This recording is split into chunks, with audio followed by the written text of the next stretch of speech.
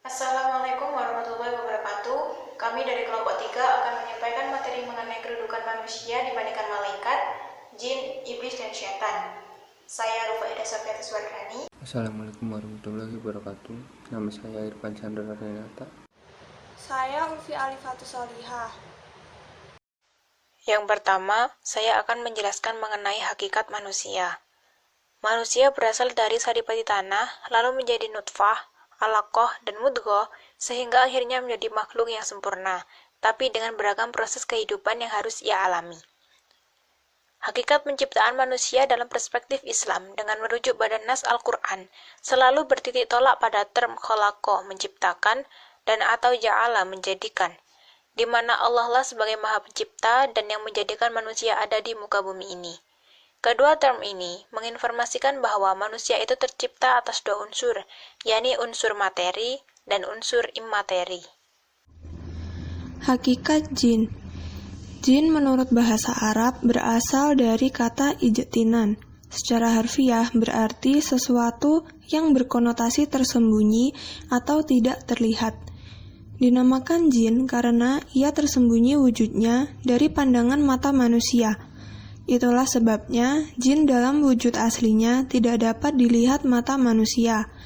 Jumlah jin terlalu banyak sehingga menurut beberapa pendapat mengatakan bahwa jika jumlah semua manusia dari Nabi Adam sampai hari kiamat dikalikan dengan hewan-hewan, dikalikan dengan batu-batu, dikalikan dengan pasir-pasir, dan semua tumbuh-tumbuhan, itu pun hanya 1/10 dari total jin.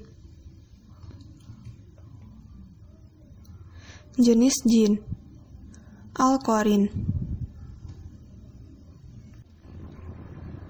Yang dimaksud dengan qarin dalam surah Ka'af ialah yang menyertai.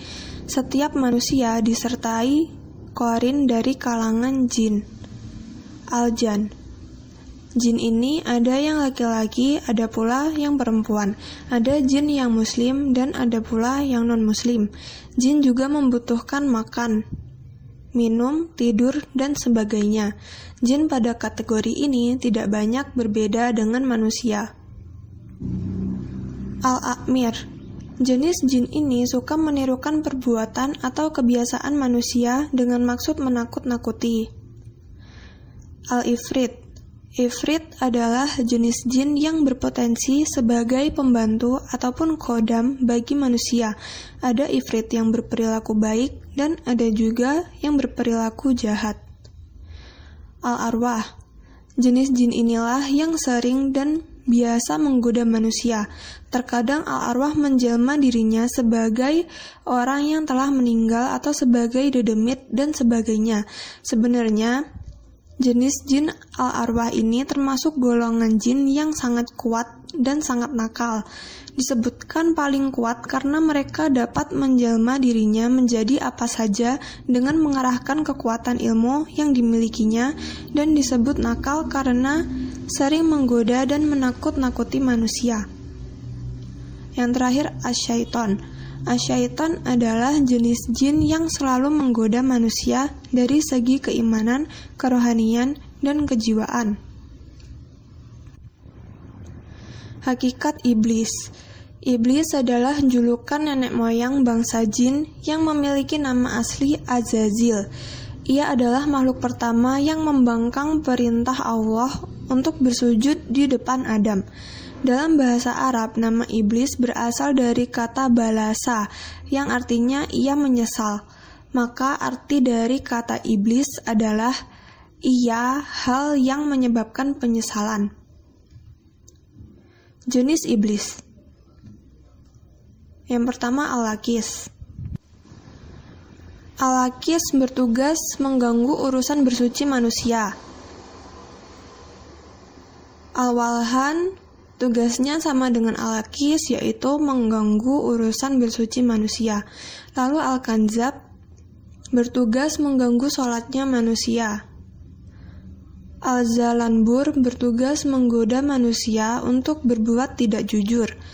Al-Sabru tugasnya ialah membuat manusia merasa gundah seperti galau hingga bunuh diri. Al-A'war tugasnya di bagian tindak asusila, misalnya memancing manusia untuk melakukan pelecehan. Lalu ada Al-Dasim, bertugas membuat manusia merasa resah dan lupa. Yang terakhir Al-Saud, tugasnya memprovokasi manusia untuk menyebarkan berita hoax. Hakikat setan menurut Quraish Shihab, sebagaimana yang ditulis oleh Ahmad bin Muhammad Ali Al-Fayumi dalam bukunya Al-Misbah Al-Munir, dijelaskan bahwa kata setan boleh jadi terambil dari kata jauh, karena setan menjauh dari kebenaran atau menjauh dari rahmat Allah. Boleh juga terambil dari kata kebatilan atau terbakar. Setan adalah sifat untuk menyebut setiap makhluk yang jahat, membangkang, tidak taat, suka membelut, suka maksiat, suka melawan aturan, atau semacamnya. Selanjutnya, kedudukan manusia dibanding malaikat, jin, dan iblis.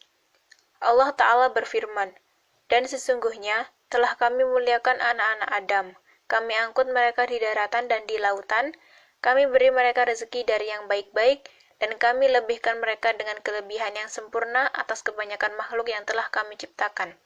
Quran Surah Al-Isra ayat 70. Manusia yang bertakwa, maka akan mendapat kedudukan yang lebih tinggi derajatnya dari malaikat sekalipun. Sebab orang yang bertakwa adalah mereka yang telah berhasil melawan hawa nafsunya. Sehubungan hal itu, manusia selayaknya tidak takut kepada jin dan iblis, karena derajat manusia lebih tinggi daripada kedua makhluk itu. Hikmah penciptaan manusia, malaikat, jin, iblis, dan setan.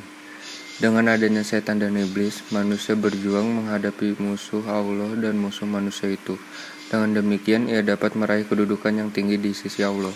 Dengan adanya iblis dan setan, manusia memanjatkan permohonan perlindungan kepada Allah sehingga sekian keburukan dapat ditampik dan banyak kemaslahatan dapat dipetik. Dengan adanya iblis dan setan serta sanksi yang diperolehnya, bertambah rasa takut dan pengabdian malaikat dan orang-orang beriman kepada Allah. Mereka takut jangan sampai mendapat murka Allah. Kehadiran iblis dan setan sebagai ujian. Dalam hal ini, iblis dan setan diciptakan sebagai penggoda. Kesimpulan, manusia merupakan makhluk paling mulia yang diciptakan oleh Allah. Bahkan kedudukan manusia yang bertakwa kepadanya lebih tinggi derajatnya daripada malaikat. Hal ini berarti bahwa kedudukan manusia jauh lebih tinggi daripada iblis dan jin. Allah menciptakan makhluk dengan tujuan untuk beribadah kepadanya. Allah sangat murka apabila makhluknya membangkang, sehingga ia akan memberi hukuman kepada mereka yang membangkang, seperti jin dan iblis. Oleh karena itu, sudah seharusnya kita menjalankan segala perintahnya. Demikian presentasi dari kelompok 3. Mohon maaf apabila ada kesalahan kata. Wassalamualaikum warahmatullahi wabarakatuh.